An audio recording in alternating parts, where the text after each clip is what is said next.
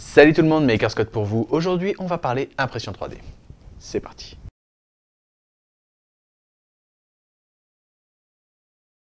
Et oui, ça faisait longtemps que je n'avais pas rallumé la Chiron ou aucune autre de mes imprimantes 3D. Du coup, je me suis dit, ça fait un petit moment, il faut que je fasse quelque chose avec. Dans ma dernière vidéo, je vous ai parlé de l'AlphaWise C10, ma petite CNC, de ses capacités, de ses limites et surtout de quelques moyens faciles pour pouvoir les améliorer. Parmi ces moyens, il y avait l'ajout de capteurs de fin de course sur les axes X et Y.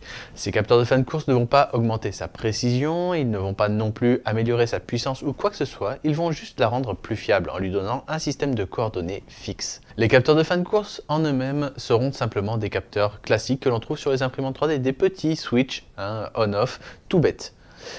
Pour les faire tenir, c'est là où ça devient un petit peu plus compliqué. Pour pouvoir les ajouter, je ne vais pas juste prendre des capteurs de fin de course, les coller avec de la super glue à un endroit et espérer que ça tienne. Non, il faut des pièces qui me permettent de les maintenir en place. Et c'est là où l'impression 3D intervient. Dans la dernière vidéo, justement, je vous avais dit que j'avais trouvé sur Thingiverse une série de modèles pouvant être imprimés pour la CNC 3018 permettant de l'améliorer un petit peu, de la rendre un petit peu plus facile à utiliser, on va dire. Et parmi ces pièces, il y avait justement des supports pour les capteurs de fin de course. Alors, je vous remets une nouvelle fois dans la description le lien vers la page qui présente toutes ces pièces. C'est assez intéressant et si vous avez une petite machine comme celle-là, c'est assez rapide à imprimer et ça fait pas de mal à la machine. Du coup, j'ai fait une petite sélection de pièces et je les ai imprimées.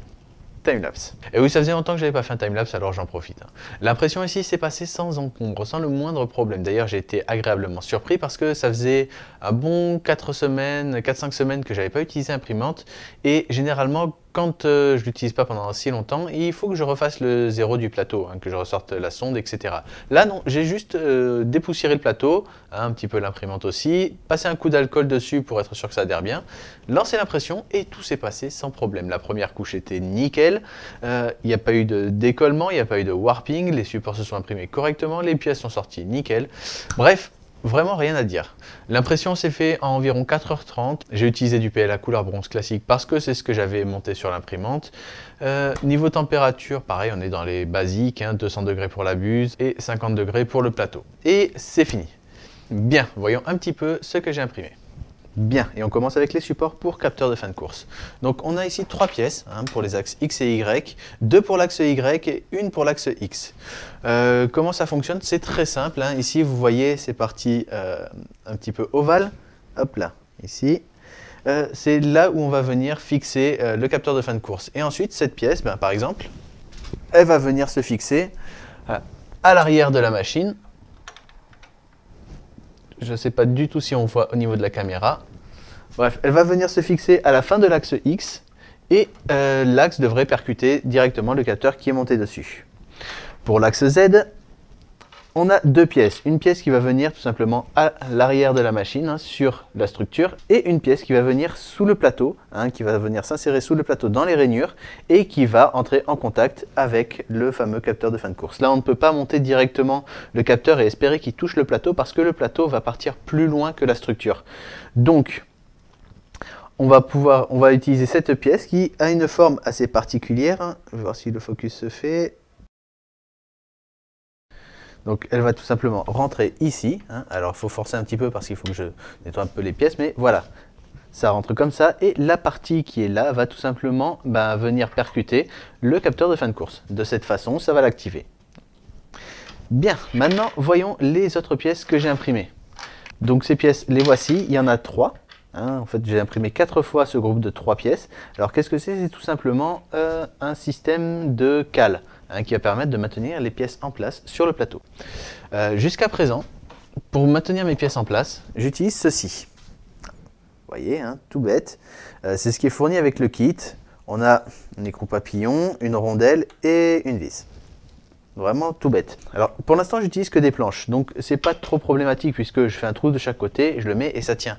Mais si par exemple je voulais faire ça sur une pièce plus petite, sur un morceau de matériau que j'ai pas envie de gâcher ou sur un objet que j'ai envie de customiser tout simplement, je peux pas le percer de chaque côté et espérer que ça tienne. Et je peux pas non plus passer des vis en dessous. Donc il me faut quelque chose qui permette de le maintenir en place sans avoir besoin de l'abîmer. Et c'est là que ces pièces entrent en jeu. Donc on a 3 parties. La première c'est celle-ci, qui ressemble pas mal à cette pièce, tout simplement parce que c'est le même principe. Ça va venir s'insérer à l'intérieur de nos rainures. Donc je vais regarder d'un peu plus près, hop, voilà. Donc la même forme, hein, toute bête, un trou qu'il traverse, avec dessous une place pour mettre un petit écrou de type M3.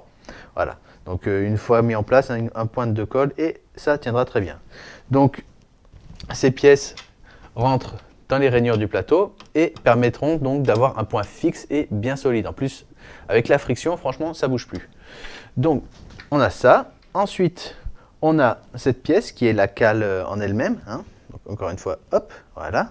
Donc, dans cette rainure, on met la vis, hein, on déplace la cale. Donc, ça se met dans ce sens-là, je crois. Voilà. Ça vient venir se caler comme ça sur cette partie arrondie au niveau de la pièce à maintenir en place. On a la vis qui passe là, vaut mieux rajouter une rondelle pour répartir un petit peu le poids. Et ça vient se bloquer tout simplement sur notre pièce, hein, sur la pièce qu'on va usiner. Et pour finir, on a ceci, hein, qui est tout simplement une espèce de petit escalier. Voilà, une espèce de petit escalier qui vient en fait de l'autre côté de la pièce, de la cale, pour tout simplement la maintenir à un angle pas trop violent. Si vous voulez, d'après ce que j'ai compris, enfin d'après ce que j'ai pu imaginer, en tout cas, pour que la pièce soit correctement tenue grâce à la cale, il ne faut pas qu'elle fasse un angle trop violent. Alors, j'utilise généralement du bois qui fait maximum 2 cm d'épaisseur. Hein. Donc là, l'angle ne sera pas trop violent, mais quand même, déjà, vous voyez, ça fait un angle assez costaud. Donc pour éviter de faire un angle trop gros qui ferait que ça ne tiendrait pas très bien et pour tout simplement le maintenir plus facilement en place, on utilise ça qui réduit l'angle et donc augmente l'adhérence, je suppose. Voilà.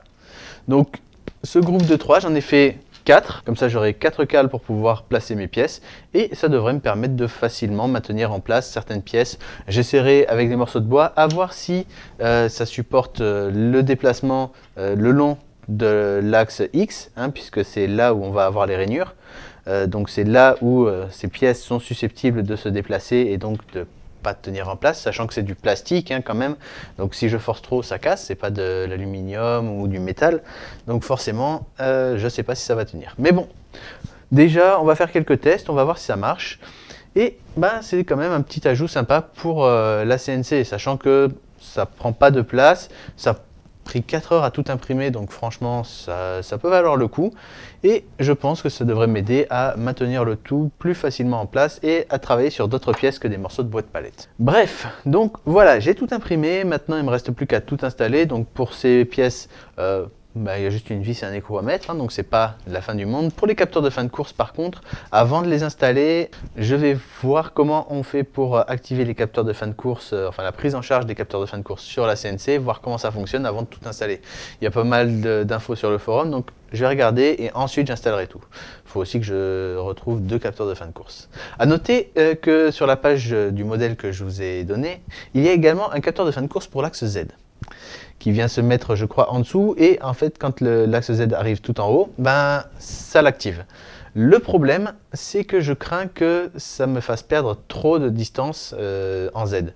Si vous voulez, quand je vais rajouter ces pièces, surtout ce qui m'inquiète au niveau de l'axe Y, par exemple, eh bien, je risque de perdre peut-être 5 mm parce que les pièces ne sont pas forcément faites parfaitement pour cette machine, ou tout simplement que c'est pas trop grave de perdre 5 mm sur un axe de 18 ou de 30 cm. Par contre, sur un axe qui fait que 4 cm, en perdre 0,5, franchement, je trouve ça dommage. Donc, je vais éviter. Mais de toute façon, c'est pas grave puisque l'axe Z, ça se règle à chaque fois que je règle la fraise. Donc forcément, c'est pas bien dramatique. Ça, je pourrais toujours régler moi-même. Bien, donc c'est tout au niveau de ces améliorations. Hein. J'essaierai d'imprimer d'autres pièces, sachant qu'il y a aussi des manivelles que l'on peut imprimer pour déplacer les axes. Je trouve l'idée très bien, hein, parce que ça permet de déplacer les axes X et Y quand la machine est désactivée ou quand les moteurs stepper sont désactivés. Hein. Ça permet de la placer beaucoup plus facilement à l'endroit où on veut, plutôt que d'utiliser soit les vis en les faisant tourner directement, soit le logiciel qui a un petit temps de réponse qui n'est pas forcément très sympa. Et puis, si je veux le déplacer jusque là, je ne sais pas combien il y a de centimètres, je veux juste le déplacer jusque là, donc je tourne la manivelle, ça arrive là, voilà, plutôt que de demander à la machine de faire 5, 5, puis 1, 1, 1, puis 0, 5, bref, vous avez compris le délire, c'est plus facile, hein, ça permet de régler approximativement la position de la machine, et ensuite il ne reste plus qu'à la régler, enfin il reste plus qu'à faire les réglages fins avec le logiciel. Bref, donc c'est tout pour cette petite vidéo d'impression 3D, hein, pas fait grand chose, mais bon, c'était juste pour vous montrer un petit peu les pièces que j'ai faites pour la machine, comment j'essaie de l'améliorer, et on se retrouvera dans une prochaine vidéo où je ferai sans doute d'autres tests sur cette machine, ou d'autres impressions, ou de la découpe laser, ça fait longtemps aussi. Bref, on se retrouve bientôt, ciao!